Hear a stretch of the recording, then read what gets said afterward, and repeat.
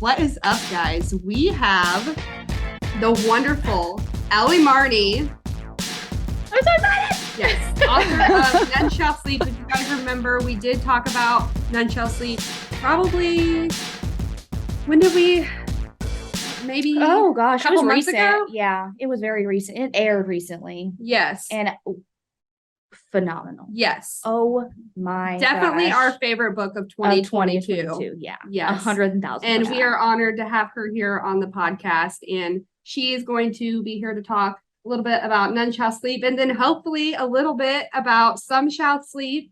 Some Shall Break. Some Shall Break. And we did not read this because I was so worried that I was going to spoil something on here. So I was like, okay, no, we're going to do the podcast and then I'm going to shut this off and I'm going to go read it. We have went back and forth with because we've had it in our hands. We're just like, we have this. We just read it right now. And then I'm like, but then we're going to spoil everything for everybody. And then we're just, because we can't keep our mouths shut and we have to do all these spoiler warnings.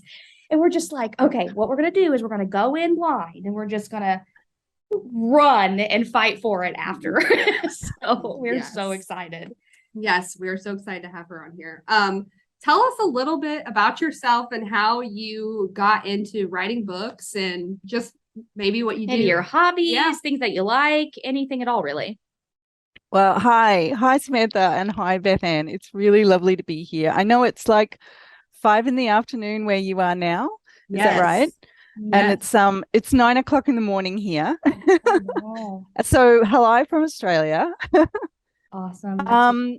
I've just done all my morning routine stuff. Wash dishes and put the wash on, and driven my 2 youngest sons to the school bus. So it's nice to kind of kick the morning off with something exciting. It's really lovely to be here and to talk with you in person. That's really awesome. How did I get into writing? That's well, I came to publishing really late, I guess, because I didn't release my first book until 2013. I guess I started writing really early, though. Like most authors I know, you sort of start when you're in primary school or high school, and you start scribbling down stories and things like that. Yeah. And then, and so you spend a lot of time trying to figure out whether or not you've got what it takes to actually write books. And I think when I was in high school, I wanted to be a writer then, but nobody was really saying to me that this was a viable career path. I had a lot of people say, oh, well, maybe you could become a journalist, or maybe you could become a lawyer if you like words, And so I was kind of secretly hiding behind the library shelves at my public high school, kind of going, peppering the librarians with questions usually about, how do books get made, and, what does an author really do, and all this sort of stuff. So I didn't pursue it straight after high school. I went traveling. I met my partner, and then had a bunch of children. I've got 4 boys. From 14 to 22. So yes. Yeah. So that keeps me really family. We only have one each. Yes. So I have a 3-year-old. She's gonna be 6. So she's got really boy, and I've got a little girl. So that really keeps you busy. Yes. Any kids at any age definitely keeps you busy. So yeah, I mean, our youngest is 14 now, so we're kind of past that point where they have, they need help to dress and feed themselves and get themselves out the door. So that's like a whole new world. Freedom. It's like, oh my God. I know. You can see the light at the end of the tunnel. Yeah. It's amazing. But while I was having my babies and traveling, and I also became a teacher. So I qualified as a high school teacher. And then, amongst all of the life stuff, I was still writing stories. So eventually I started submitting them into competitions here in Australia. Okay. And then in about 2010, I won a really big writing competition in Australia. It's the Sisters in Crime short story award. So that was like a national award, and it got, media attention and stuff like that. So that was really amazing. And I read that you had an event with Sisters in Crime recently. Yeah. Is that the same organization? It's the same organization. They have chapters. I think they started in the UK, and they have chapters in the US and in Australia and lots of different places. So I just joined my local chapter and kind of gave it a shot. And yeah, they gave me this award, which was really cool. But because it was a national award, it gave me something to put on my writing CV, I guess you would say. And so I just parlayed that. And it was around that time when I'd started writing so much that it was starting to take over a bit, I was writing stories like 16 hours a week or something. Oh, that's awesome. So it's just like, it was something that I think I noticed that a lot with some of the people that we talked to. Like, it's just their passion, their life. Like, it is part of who they are, essentially. And I feel like it's so amazing that you have so many stories to tell, because like I could aspire to be a writer. Yeah. That's why I think it's so cool to hear about like how people become authors, because I'm like, I could write a book, but I don't even know how to do that. I wouldn't even know where to begin, where to start. And like, I feel like it's just something that certain people have this like amazing talent from the beginning. Like you're saying, like you were in school and like, it was just something that came out of you that you wanted to be. And I feel like people should support youth way more in like trying to pursue those goals and stuff like that too. And like, there should be more organizations, there should be more opportunities, because like, why not write books? Why not supply the libraries and like dream big and like step into those things? Because like people have some amazing things to tell, and I want to read them all. Like I just want to read them. 100%. I mean, I just think, I do a lot of work here in Australia with teenagers and high schoolers who are trying to figure out their path, I guess, in writing, or who have ideas that they don't quite know how to put down. I meet a lot of teenagers who like to write and wonder whether or not this is something that they could do professionally, but there just doesn't seem to be a clear pathway. You can't just take a degree. I mean, you can take a degree in creative writing, but there's no guarantee that's going to make you pursue this as a career. And I mean, I never studied creative writing. I never went to college and took a course or even did any writing courses, I guess. It was just something that I kind of slowly felt my way into.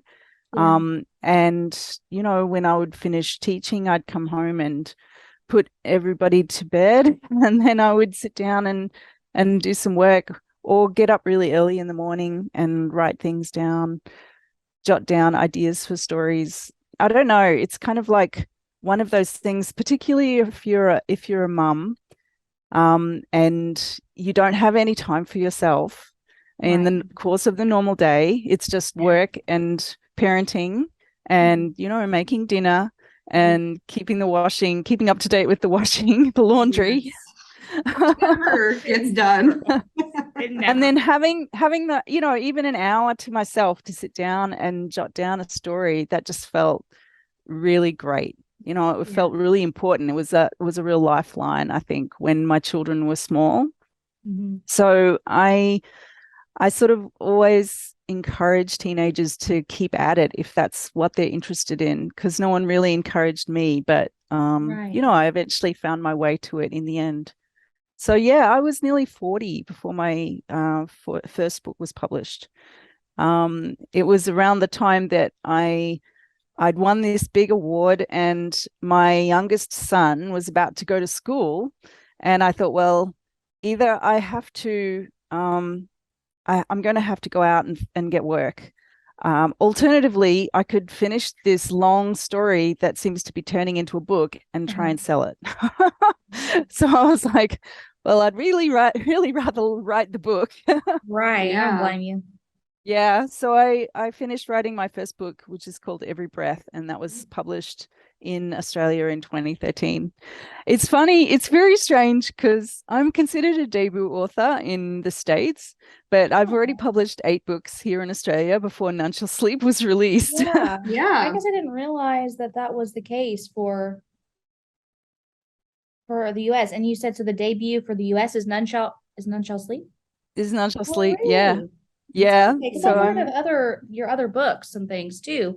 mhm. I mean, because okay, so the reason this is how we found your book. Oh, Well, yeah. Samantha found Mhm. it. Okay, this is kind of a funny story.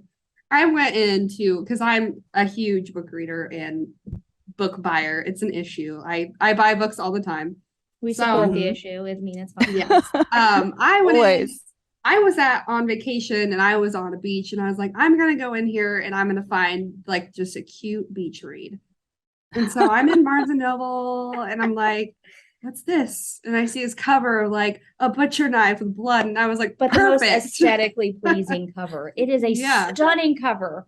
And then I love that you cover. know, the group chat has a picture of this book cover, and she's just like, you have to read this. And I'm just like, this looks phenomenal. And I think, did I read it in 2 days? I read it in one day and then I told her, I was like, you gotta pick it up. And she did. She's the slowest reader ever, but she read this book in 2 days. But I take 100 years to read. I'm very, very slow. And it was so good. I ate it all up. It was so amazing. And we were just like, this is it. there's very This few is the books that I am like, I get super interested by like page 2, but like literally That's cool. one paragraph and I was like, This is it. it's gonna be an all day event for me. Oh my God. I'm grinning. All the questions. I'm grinning over here because of the idea of you going into Barnes and Noble looking for a cute beach read and coming out with this book which has got like blood spatter and butcher's knives and murder and Yeah. I love the cover and I'm like a very big like cover person. That's what like attracts me to books. Good. Did you have a hand in helping like design and like pick out like I'm not quite sure how that works in particular, but yeah, so I good. did. I mean, look, I didn't choose the cover itself. There were 3 options. We had engaged 3 different artists the publisher had engaged 3 different artists to produce rough drafts of what they might do. And this artist I picked out because it just looks so different from every other murder book on the shelf. Like most crime thrillers are like, black and splashes of red and kind of police tape and stuff like that.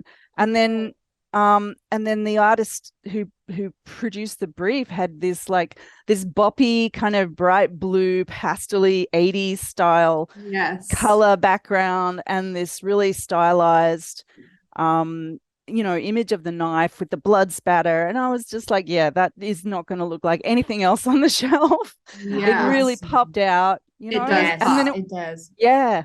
It wasn't until after we chose Janelle Barone, who's the artist for the front cover, that I realized that she's actually from my town. She's from Melbourne. Oh, that's in really Australia. cool. So that was really cool. Destiny. It was. Yeah. What a coincidence. And she's done the cover art as well for Some Shall Break, which is, this gorgeous. It's rose with the blood spatter. And Yes. So we got her in again. Oh God. Oh my gosh. So good. So I think like the cover matches.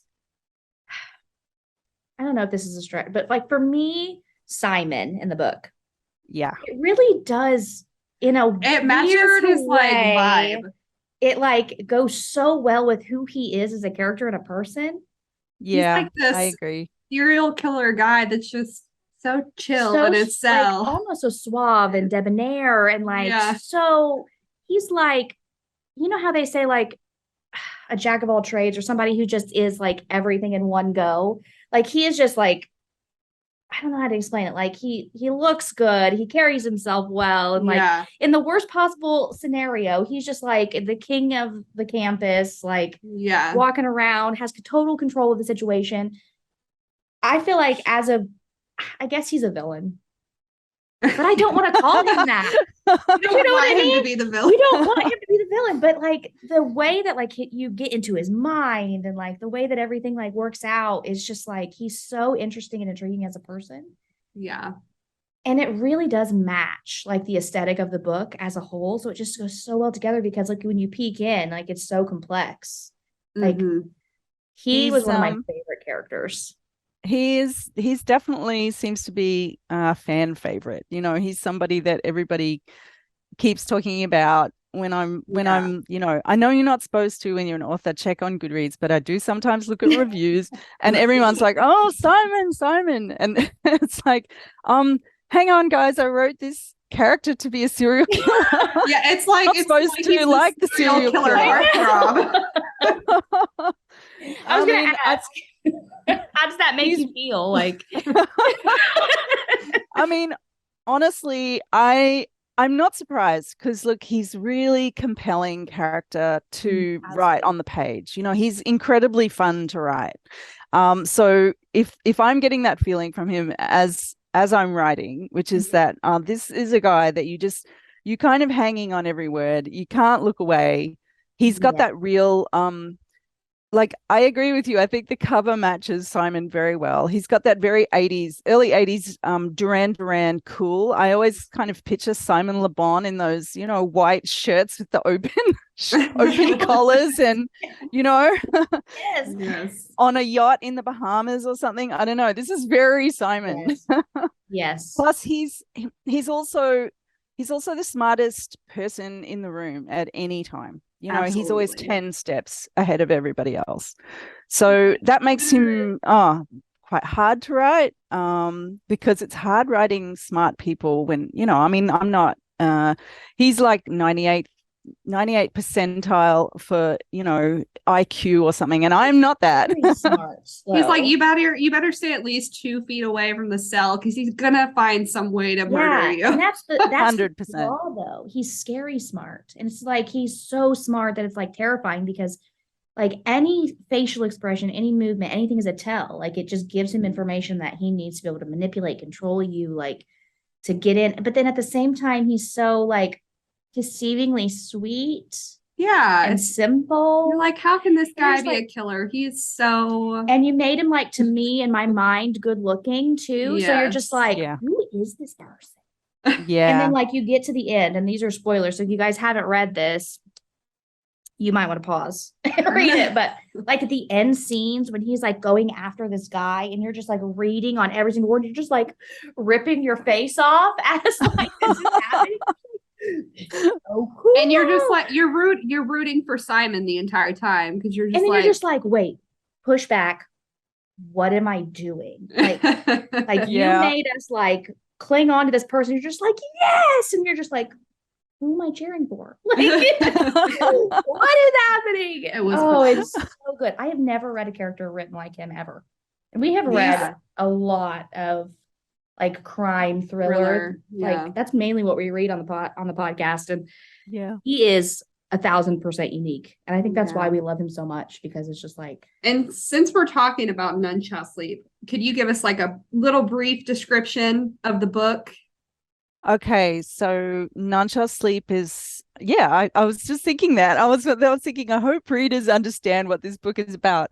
So None Shall Sleep is a YA psychological thriller. It's set in 1982, and it involves 2 teenagers. I know we've been talking all about Simon Goodmanson, but the story actually starts with 2 teenagers, Emma Lewis, who is a survivor of a serial killer. So she's like a real life final girl, and Travis Bell, whose father was murdered by a serial killer. So they get recruited by the FBI to come in and help them get insight into juvenile serial offenders who are already incarcerated. Yeah. So this is why they're brought in. They think they're just going to be looking at paperwork and doing these interviews. It's all supposed to be very, cold case, low key. But then of course, what happens is they find themselves talking to this juvenile serial killer, Simon Goodmanson, he's a teenage sociopath, as you understand after the first meeting with him, and he has insight, or apparently has insight, into an active case that the FBI are pursuing, where they're trying to find someone who is targeting teenagers, and they think that the offender might be a teenager himself. So obviously Emma and Travis get caught up in this hunt for this new serial killer who's targeting teens. And Simon keeps drawing them back with promises of more information. But, you know, he's like this expert manipulator. So he's playing a long game. Yeah. And Emma, who becomes the conduit between Simon and the FBI, doesn't quite know what she's getting herself into. So that is None Shall Sleep in a nutshell. That perfect nutshell. Like, you did that. Well, I mean, you wrote it, but like, I feel like if I would have tried, I would have been like all over the place and like spoiling things and getting super excited. And yeah. But Emma, as a character, though, you can tell that she's very vulnerable, and that I love that she is not your stereotypical heroine, I guess, or your stereotypical main character, because like the emotion is real. Like the feelings that she's going through are real, and like she loses herself a little bit and then has to like search around and find herself. Like, I feel like every character is so well developed throughout the entire story that it just hooks you moment after moment after moment. And then like this little like maybe love thing that's happening with that's happening with the two Travis. Travis and Emma, because like they're kind of cemented together in their past and their experiences a little bit. Yeah. And it's just interesting to see like how you like left that off and how that's going to go possibly. I'm really excited to hear about everybody, and especially Kristen. Kristen was crazy. So I really thought that Kristen was going to be in cahoots. I didn't know. Somehow. I was so like, we were coming up with theory after theory after theory about like, okay, this girl, like this is going to happen, and then it's going to go like all to pot, and Kristen is the sister of Simon. Twin sister, yes. Twin sister. Yeah. So they have this very strange relationship. And I mean, a lot of sorry, go ahead. I was just going to say, a lot of the times my editor, when I was going through doing edits for None Shall Sleep, she was like, so Kristen and Simon, twins, and they have this very close relationship. And she was like, is this really how you meant this to read on the page? And I was like, yeah, that's how I went it. That's how I meant it to read on the page. Because we were I was like, what is that? And then like you get like snippets of maybe like a little bit of like their story and how like they were like grew up and what they experienced. Now that was really unique too, how that shaped them. It's so great. I had a lot of fun writing those characters. It was, I mean, None Shall Sleep is kind of pitched as this YA version of Silence of the Lambs, which to some extent I did, I mean, I'm like you. I've read all the murder books. I've read Thomas Harris, all of his books. I've read, I started with John Douglas, who wrote the book Mindhunter, that the series Mindhunter was based on. So I was completely invested in trying to write a YA serial killer in that mode, But one thing I thought was really important in None Shall Sleep, like people are going to compare Simon Goodmanson to Hannibal Lecter a lot. But Simon is, I mean, I had to make him more vulnerable. He's still young. He's just a teenager. So it's really hard to write someone who's that bright and not make them sound like they're 45, Like, he was really difficult. Job, oh, thank you. I mean, I tried. He's a very unique character, and I don't think that we've ever read anything. But the bringing in his sister like that and being able to like let her be that vulnerability really brings him like way back down, because then you can see like, that's what you can't touch. That's what that's you right. can't mess with. That's what you can't. Mm-hmm. And so that was like also like that tension building like moment where you're just like, that's what's and going to happen. I really thought that the book was going to take like a dark turn, and because I was getting the vibe that Emma and Simon were going to have you and that like a relationship happen. But I was reading into it. Okay, I was like, I don't know about them. To think that he's not trying to pull every string in that he can to try to get her to, you know, be comfortable. He's trying to drop her guard every single second. So any string that he can pull. And my heart, I mean? Like 100%. She's like this, you know, this Shakespeare reading, like, you know, like all of these amazing texts, and like he's, you know, he's a genius. Why wouldn't you want the like dynamic to be there, even though he's in my heart, he really cares about Emma, and he's gonna do everything for her. Ship that over there. I mean, look, I've had a lot of people say that to me too. They're like, you know, are Emma and Simon going to become a thing? It's like, well, Simon's a serial killer, and Emma's the survivor of a serial killer. Don't remind us about that. I mean, look, even though Kristen is kind of like Simon's vulnerabilities all wrapped up into a human shape, you know, he is all of her. He is, and he's her strength. You know, Kristen is like this.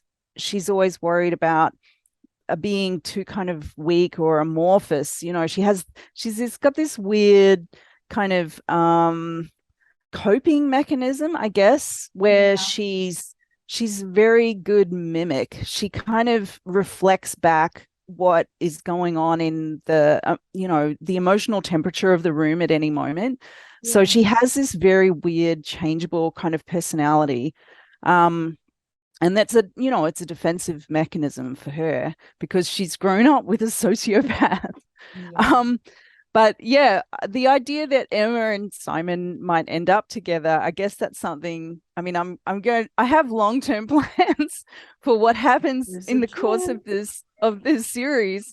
So I'm going to keep everything quiet. But I would have to say that, you know, Emma is a very vulnerable person who has a lot of her own defense mechanisms, and she's not as easily swayed by Simon's manipulation as a lot of people might think. I think you know, she's she's always on this kind of heightened emotional level where she's very hyper aware. You know, anyone who's survived trauma, and look, that was something that I tried really hard to do when I was writing the book, is to paint a realistic picture of what it's like for someone who's survived extreme trauma and the kinds of reactions and experiences and lived reality that they have.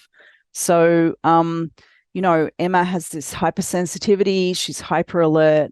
She's always really aware of her surroundings. She's one of those people who's always looking to figure out where their door is, you know, like where's the point of exit? The escape. How can I run if I need to run? You know?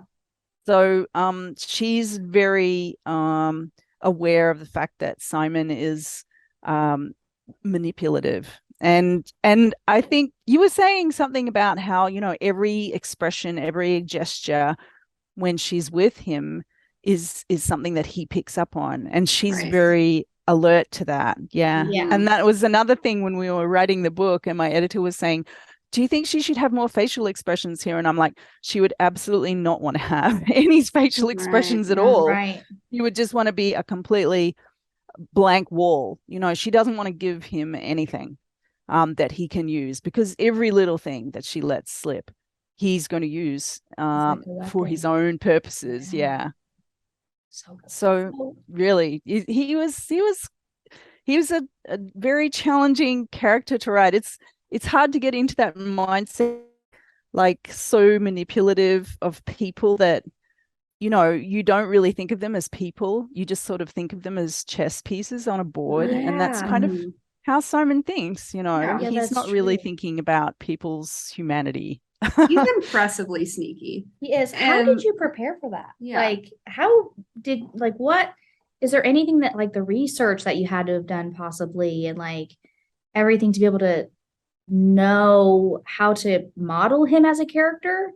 Like, is there something specific that you model? I mean, I know you said like reading all like your reading preferences, what you enjoy reading and stuff like that, but like there is so much extra there that you had to have done behind the scenes to be able to like. I mean, most serial killers aren't that smart, you know. I mean, from the research that I did, it like I think we have this kind of fascination in popular culture with this kind of evil mastermind, you know, who's like the serial killer character who never steps a foot wrong, who's always one step or even 10 steps ahead of the police, who's kind of manipulating everything in the background. That's actually not the profile of a standard serial offender. You know, most serial offenders are in the lower levels for IQ. They act on instinct. They're not particularly well organized. So it was interesting to read through John Douglas's book Mindhunter again and again. And, you know, like he talked a lot about the BTK killer in another book. So I was reading about that. He was a guy who did a lot of preparation and did a lot of organizing behind the scenes.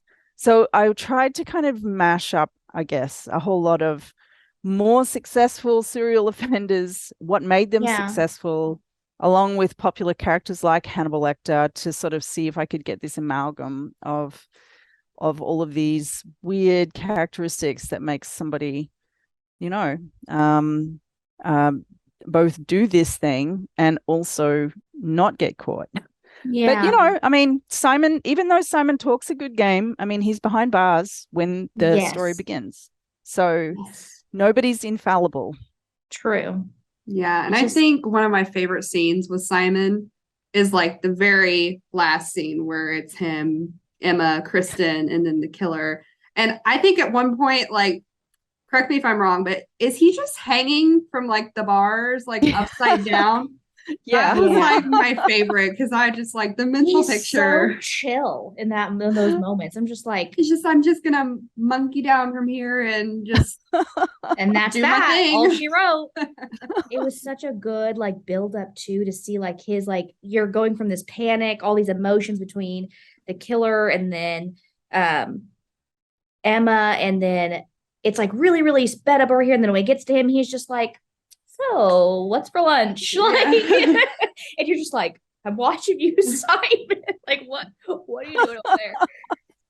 I mean, he's just loving the chaos, you know. Yes, like he feeds off of it. But I feel like he's got to have a soft spot for Emma, right?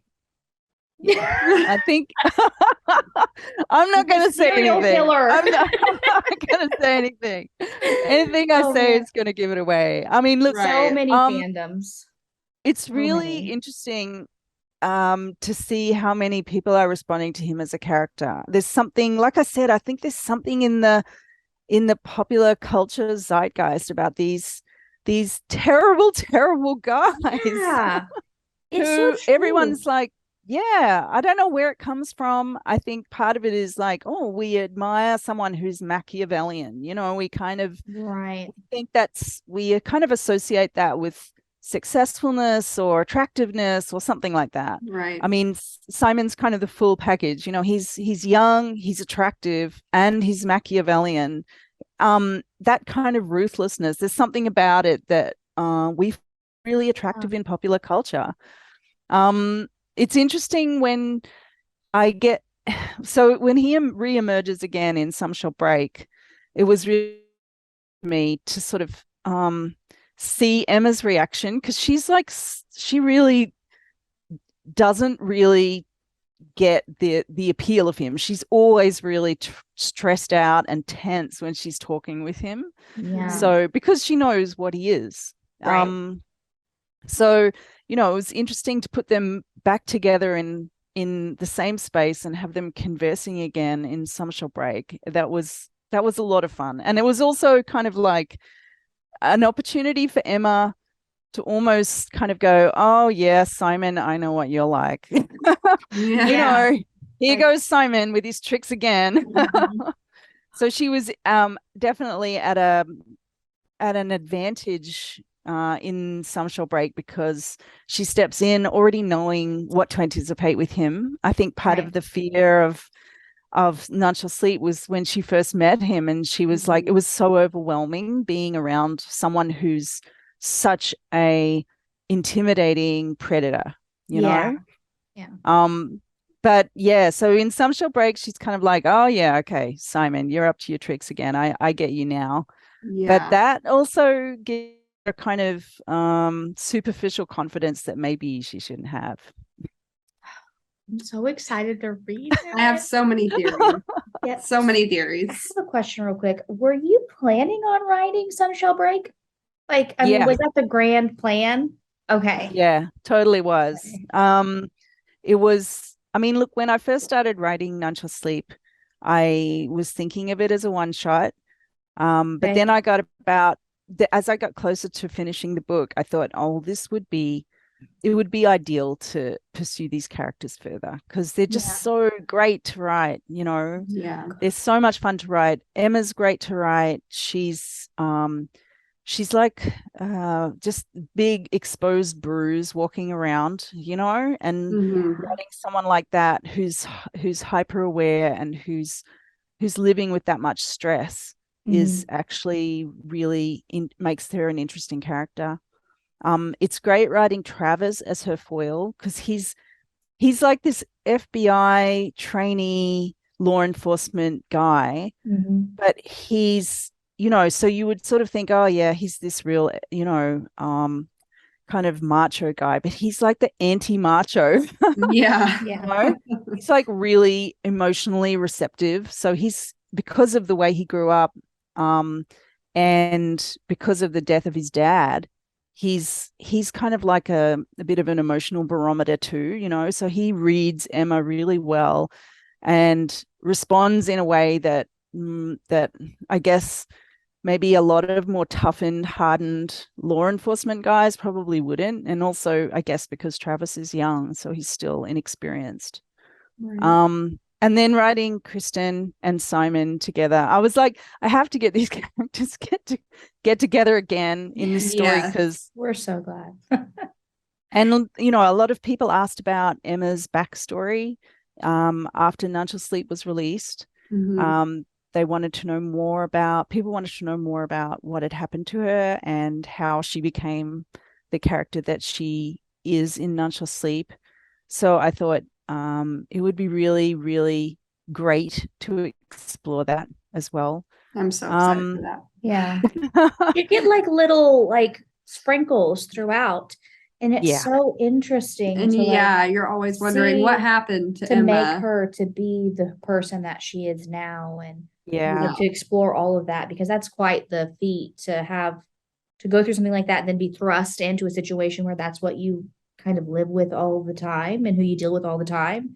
And it's 100%. So interesting. Yeah, it's going to be really cool to read. You have to read fast. I'm literally, after this podcast, I'm going home. I'll have it done tomorrow. It's gonna be so great. Thank you for sending us a copy. We were very really excited. Glad that you got it. We were running around the library, and I was jumping up and down. I was like, "Look, oh my God!" Are you planning on taking it further than a sequel? Is that something you can say? Is that something I'm allowed to say? I mean, look, ideally, I'd like to write 3 books. Okay. That's my plan. But I mean, look, honestly, I didn't expect Some Shall Break to be published. I wasn't contracted to write that book. I just, after I finished with None Shall Sleep, I have a terrible habit of if I really like the characters and I get really caught up in a story, once the book is finished, I'll just keep writing.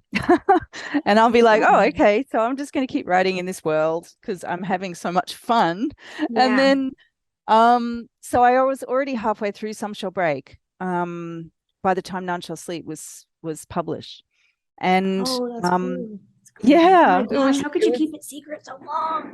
I was so afraid I wasn't going to get to read any more about Simon. That's so So cool. Like the timeline of that too, because I would have never guessed that you had already like explored all of that, went through and continued. Like that's really neat insight. So that was a lot of it was like I just get really attached to the characters and I just want to spend more time with them and see what happens with them when I put them into weird situations or new situations. And another friend of mine, she's an Australian author of dark fantasy. I don't know if you know C.S. Pacat. So she wrote Captive Prince, which is an adult fantasy series. And then she wrote Dark Rise, which was released a couple of years ago, or last year or year before. Yeah. I think I know what you're talking about. CS. Yeah. So C.S. Pacat. So P-C-A-T. So her most recent book was Dark Rise, and the sequel to that is coming out soon, I think. I think it might be ended this year or maybe early next year. I'm not sure. But yeah, she's fantastic. She's one of my writing buddies, and she was saying to me, well, look, what would it be like? This was while I was writing None Shall Sleep. She was like, what if the serial killer was like a throwback or a copycat of what happened to Emma? You know, like how would that impact her character? I know. And I was like, well, I can't write that into None Shall Sleep because I've already written this other story for that. Right. And, you know, that's always really interesting when you're writing that. It's like dangle someone over the volcano, see how they react. And, you know, Emma's always going to do something interesting and different. So I was like, okay, I definitely have to write this book. And then, yeah, once I finish Some Shall Break, Some Shall Break comes out in June. I'm already, you know, I don't know, 70 pages or something into writing the third book. So we'll just see what happens. I'm excited to see the cover. I know. I'm excited for all of it. It's going to be so good. I already know. It's like already the best book for 2023. And then that's it. You know, that's all she wrote. That's it. So what's your favorite book that you've written? What's my favorite book that I've written? Hard question. We know. That's really hard. For me. Yeah. That's like, you know, which of your children is your favorite? Well, look, yeah, I guess, look, it'd have to be None Shall Sleep. It'll be a close tie between None Shall Sleep, which I just love writing those characters so much, and my first book, Every Breath, which was it was a Sherlock Holmes homage set in Melbourne, Australia.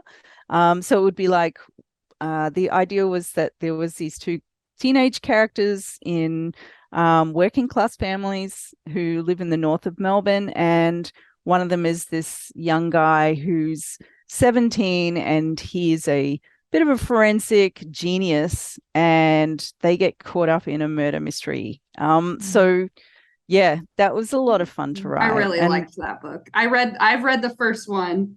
Oh, really? Yes. You read the first one? That's awesome. Yes. And I loved like the play on the names with the Sherlock Holmes. So okay. I'm reading it. Yeah, it up. I'm gonna read the 2 and 3. It's trilogy, correct? Yeah, it's a trilogy. So it's Every Breath, Every Word, and Every Move. I had a lot of fun writing that first book. And I'm a big Sherlock Holmes fan from way back. I think I first started reading Sherlock when I was 13 or 14. Mm-hmm. I really got into the original stories very deeply. And so it was great fun to write this homage, you know, with these characters who have similar names and but they know that they have similar names. So they know that they're kind of in on the joke, you know? Yes. So that was a lot of fun. That book gave me anxiety because it involves a zoo, and I'm just don't spoil it. I'm not gonna spoil it. I need to read it now. I'm gonna read that, and then I'm gonna read The Killing Code. That's on my list next as well, too. The Killing Code. That's my most recent book. I mean, I seem to have a book coming out just about every year, which is a great problem to have. It keeps me very busy. That is But The Killing Code was, a lot of fun, loads of fun. It was nice to write a mystery instead of a thriller for a while. And our boss read that. Yes, and she really, really liked it. She did. We should have picked it up right then. We read so much from the podcast. I'm gonna drop everything and just priorities. I wrote The Killing Code when I was in the middle of pandemic. Like here in Melbourne, we had this massive lockdown period. I mean, I live outside of Melbourne, so I'm actually out in the Australian bush, a couple of hours north of the city. But the whole state was locked down for, I think, had one of the longest lockdowns in the world. It was like 360 days or something like that. Oh gosh. During the dark times. Yeah. It's a long time. So it was really intense. You weren't allowed to go beyond like a 5-kilometer radius around your house. It was really full on.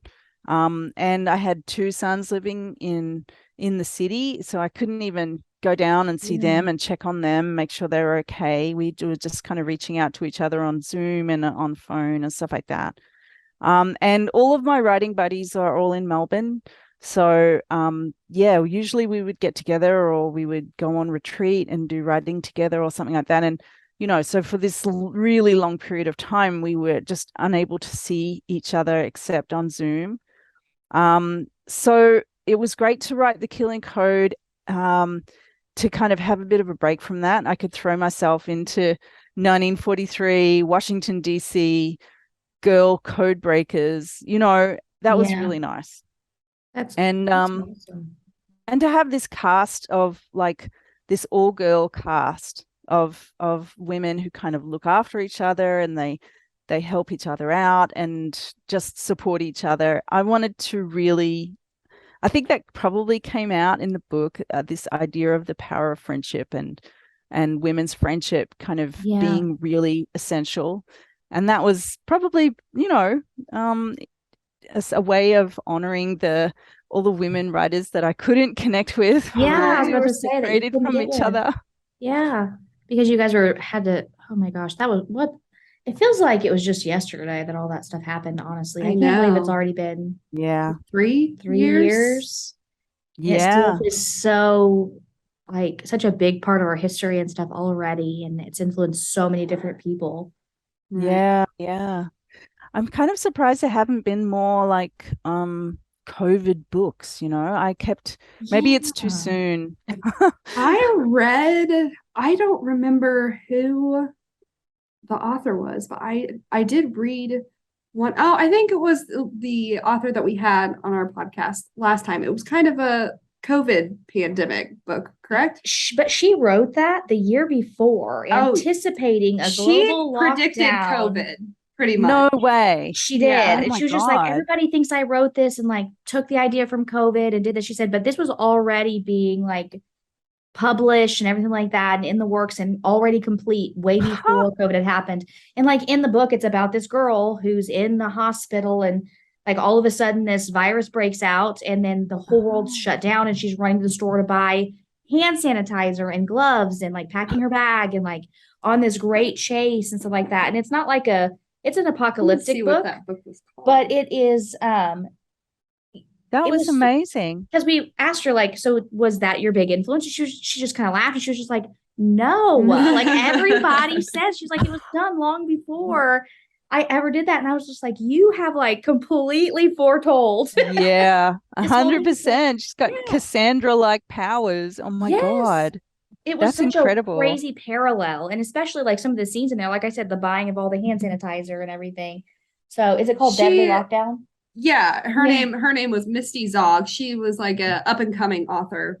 Yes, and she self-publishes on Amazon, and we've got a few of her books in the library as well. And it was just so crazy how she had just predicted. She was like, I was just thinking, like, if the world had a virus, how would it handle it? And then it was really crazy. We were just like, well, spot on, bravo. I mean, I guess that's why, people haven't been writing about it so much directly, but we're still seeing these echoes, like we're seeing people getting really caught up in like The Last of Us, like Yeah. pandemic. All of my coworkers. Yeah. I mean, it's either they're drawn to this idea of kind of the impacts of the global pandemic, or they're really into, Pedro Pascal. I don't know, but both. Maybe both. Yeah, maybe both. But there's just something there that people are going to keep picking up, I think, for a little while. I mean, it's not something we're going to just forget about. It's going to take a little while, I think, for us to work it all out. There's been a lot of movies that I've seen, like on like Hulu or Netflix, that have been centered and based about that. Mostly horror, which is like kind of sad, but but it kind of was at some point. Pretty horrifying. But anyway. Do you have any other upcoming projects? You don't have to tell us what they are if you can't. Or if there's anything you want to share with everybody. I know that you did a newsletter, The Black Hand, that we're both subscribed to. Yes. Yeah, look, I have a newsletter, cool. Which is really a lot of fun. Yeah, I put out a newsletter every month called The Black Hand. And I have a paid subscribers only newsletter called Nail Biters as well, which is really fun because at the moment, the people who are subscribed to Nail Biters are getting like early pre-release copies of Some Shall Break. So we're sorting that out at the moment. I know it's really so the people who are on my newsletter, in my newsletter crew, are kind of getting early snippets of what's happening with Some Shall Break, which has been a lot of fun coordinating that with a publisher and with all my subscribers. It's been great actually, because the way that the social media landscape is going at the moment, the only way you can reliably talk to somebody, one-on-one without the algorithm at the moment is through newsletters. So I'm a big fan of newsletters, and I'm also a big fan of like emailing friends, just writing letters to friends. Right. I would have been one of those ladies back in the Victorian times who like the pen pal. sent out the mail like 7 times a day or something like that. Like Jane Austen style. Yes, absolutely. We should just bring it back. Yeah. 100%. So what am I writing now? I'm like I said, I'm working on the 3rd book in the None Shall Sleep sequence. I don't know if that will get picked up by my publisher. There's no guarantees in publishing, but I've already said to people who subscribe to Nailbaiters that if the publisher doesn't take it, then I'll just release it 1 chapter at a time through the newsletter, so people can, just at least someone will be reading it. We will be there. We'll be there. I've also got a new YA standalone book that I've written, like, I don't know, 45, 50 pages of that. And we're just sort of talking to the publisher about whether or not that will happen. And I'm also kind of dabbling in, I'm trying to write some ideas down for maybe an adult book.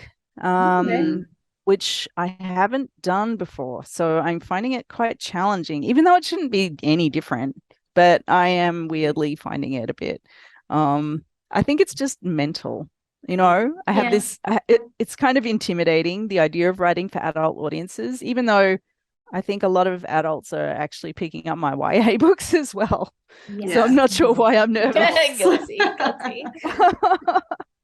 So good. They're awesome. So good. We have the utmost faith in you. You're going to do great. Yeah. Oh, thank you. Not that it means anything from us, but I think you're going to do great. And if anybody listening hasn't checked out, picked up, purchased None Shall Sleep, 100%. Just run to the library. I mean, we have it on the shelf. We have it online in every format on Hoopla and Libby that you can get it. We have all of these other books as well. So you could just come to the library, pick it up, and just get started. Subscribe to Ellie's newsletter. Yes, please. And it's so awesome too, because you go through and list like some of the things that you're watching and reading, and like it's like we get to like be friends a little bit. And it's just like, this is so cool because you're so down, like you're so down to earth. Like she's a person like me. Like it is just so awesome. So I encourage everybody to like dig in and participate. Thank you so much. Yes. And so do you have all of the formats in the library? You have like digital and audiobook as well. Do you have the audiobook? I love the audiobook for Nudge Our Sleep. That was so much fun. We're just talking about who's going to, I think we're going to recast with the same cast for the audiobook for Some Shall Break. So that's like Christine Lakin and Jake Abel, who was in Supernatural. So so he plays Simon, and he does an amazing job. He's really incredible. Why didn't I recognize that? I listened to it. I listened to some because I would read, and then I would get in my car and I'd be searching through the chapters. Okay, I got to get to this part, and it's very good. I didn't get to listen to it in its entirety. I should just go back and listen to it all. Yeah. Honestly, but we have online, we have the ebook and audiobook available, and I believe it's available on Hoopla as well. And then we have all of that available on the shelf too for people to check out. Yes. So cool. No excuses. Get on the bandwagon. Amazing. Read a good book, Some Shall Break coming out in June? Yes, June 6th. So I'm really excited about that. Yes, we're very excited. This is a book that I really didn't anticipate would be published. I'm really just love getting all of these characters back into the same room, mashing them all together, and talk, do stuff. You're so glad you did. So glad when they get together, they can't help but spark off each other. So it's really a lot of fun to write. Yes. Oh, it's so good, and we promise we won't spoil anything. We promise. Okay. Okay. But thank you so much for joining us. Thank you very, very much for being with us. It was fantastic. It's an honor. It is an honor to have you on the podcast. Thank you so much for having me. Thank you so much for having me. I'm really it was such a lot of fun to talk with you and to connect from so far away. I mean, I'm, on the other side of the globe, and you're in Indiana, and we can still connect, and it's really amazing.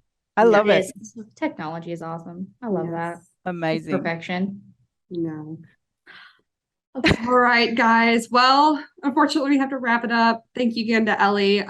Join us on our podcast coming out next couple weeks. Yep. We're going to be reading a Colleen Hoover book. Yes, a Colleen Hoover book. We were skeptical going into the Colleen Hoover. You've read 3 already. I did. I really didn't. I don't know why I didn't want to read Colleen Hoover, but I was like, I'm not going to do it. And then I read it. I was like, oh my gosh, you got to read more. Yeah. It's going to be great. So join us for that. And everybody have a great day.